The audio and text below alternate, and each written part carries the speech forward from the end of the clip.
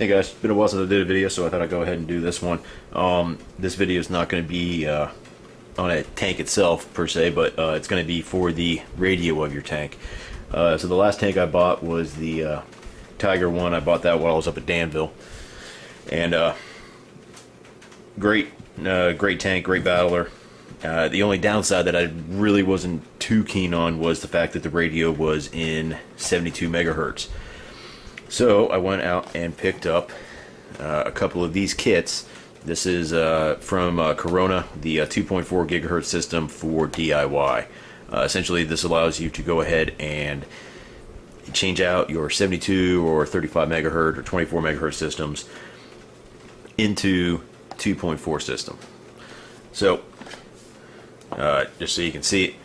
This is the original radio that I got with the tank. I liked it. I really didn't see a reason to get rid of it, and I especially didn't see a reason to spend like another $100 or so just to change this radio out for a model that had 2.4 system in it already.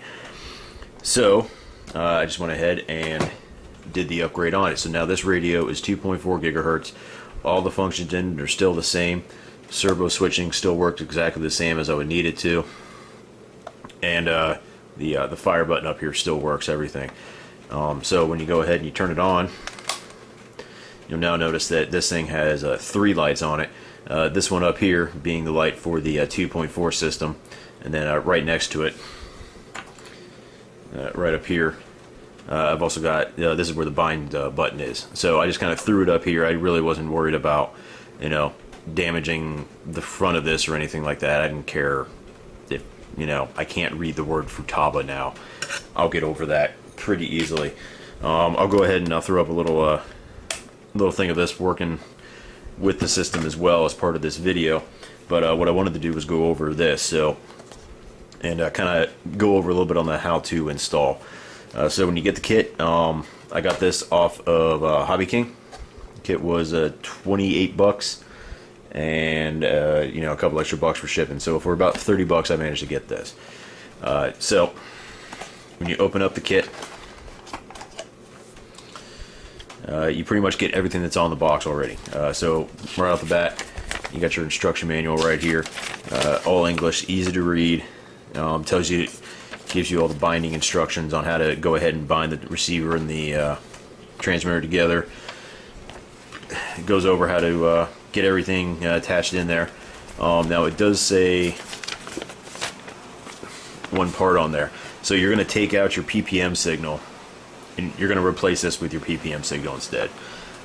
One thing it actually tells you is to the PPM signal with an oscillograph.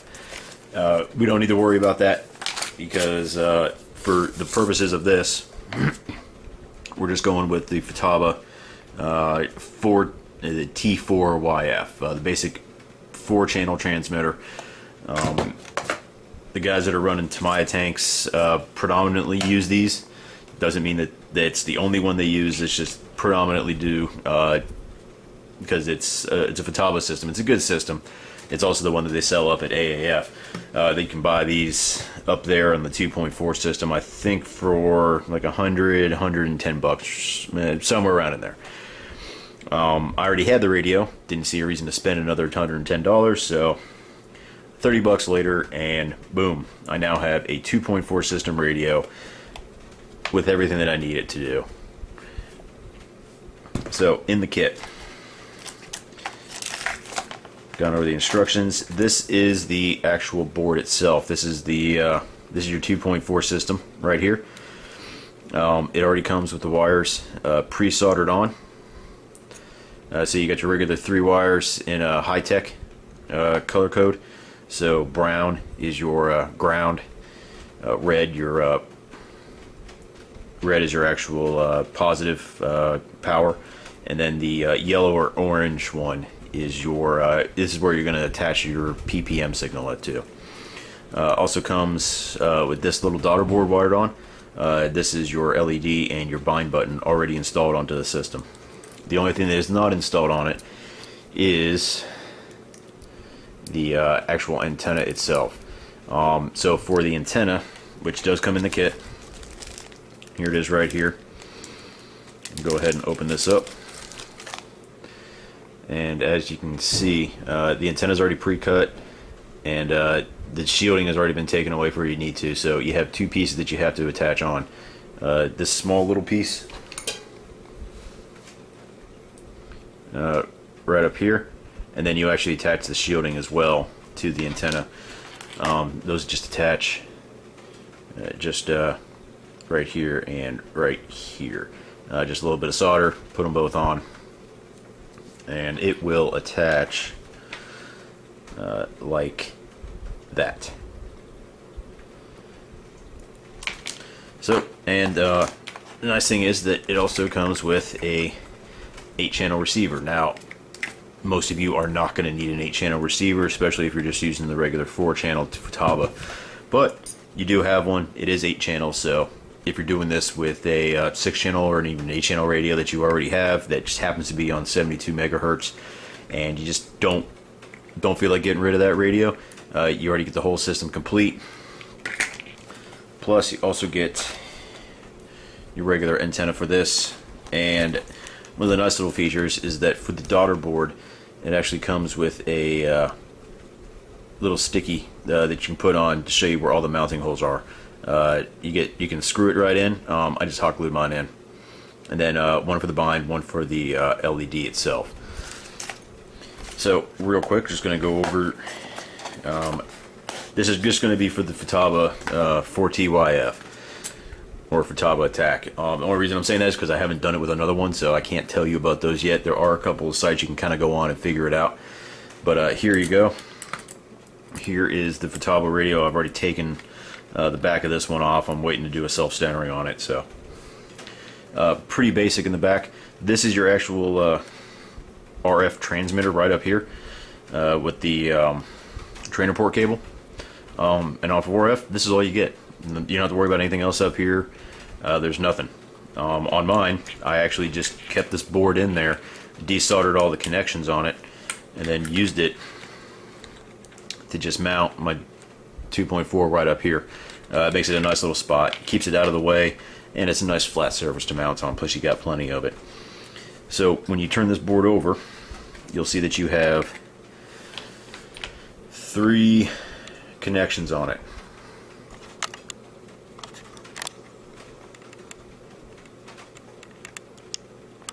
Right there, and that's it. So you have your ground, your out, and your in. Now on a regular radio, you don't even have to worry about the in, because this will be this one has the trainer cable still attached to it, so that's why you see cable right there. Normal radio, you're not even going to worry about that because the trainer cable will already be taken off. And then your VCC. So your VCC is your power. Your out is your PPM signal itself, and then your ground is, well, ground. So what I did was I just desoldered all of these and got rid of them, and then came down to here where you can see that you have ground, VCC, and out. Black, red, and white. So that's going to translate on your board to, because it uses the high-tech color scheme. So you have ground, power, and then this is going to be your actual signal itself. So all you have to do is desolder these 3, the ground, VCC, and the out. Reattach these into the same corresponding area. Go right there. Then you dismount this into a spot somewhere on your radio that you like. Like I said, for me, I just went ahead and threw it right up on the front because it was a nice big open space. Plenty of room for me to get in there. And I just put it up there. I wasn't worried about it looking great or looking that. It was just for me, so I wasn't worried about it. But you can mount it pretty much anywhere. You could mount it even right over here because this spot is no longer used. As you see, there's now just a big hole in there. But that's it. And here's the nice thing is that if you're even thinking about maybe getting one of the Futaba radios, but you just don't feel like spending $100 on it to get it. You could essentially spend $20 like I did and got one in 72, spend an extra $20-30 to get the DIY kit, and so for roughly $50 I have a radio that's at about $100 right off the bat. The setup is very simple. I just disconnected all the 4 wires up top, or the 3 wires that were up there. Disconnect all these wires, solder on the ends, and then I just hot glued it up here on the top, mounted everything else up, and that was it. Okay, I'm going to go ahead and pause this real quick and you'll see it actually work. Alright guys, so here it is. This is the Tiger one that I'm going to be using this in. So go ahead and we'll turn it on. Lights, and now I have my 3rd light up here as well. Turn the tank on.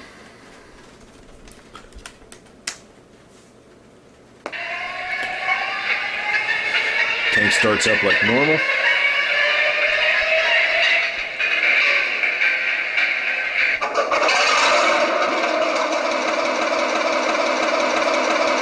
And as you will see, I have all my functions still.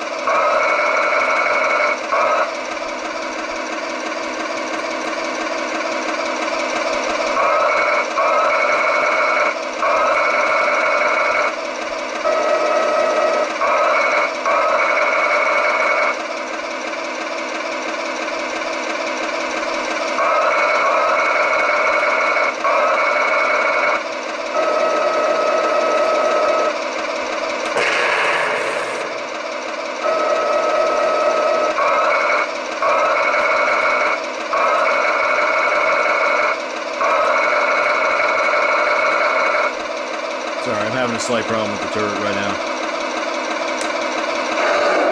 I'm gonna turn the tank off, turn the radio off, and that's it. I would go ahead and actually drive it around, but it's pretty dark out here right now and just raining, so nothing good of that. But so that is it. That is the quick little overview of the Corona 2.4 gigahertz DIY kit.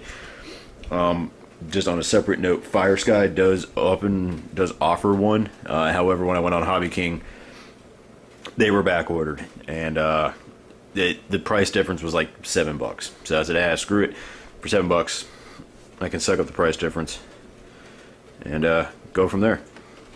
That's it. Let me know what you guys think. If you guys have any questions on it, anything like that, just let me know, and I will be happy to try to help. All right, guys. Till later.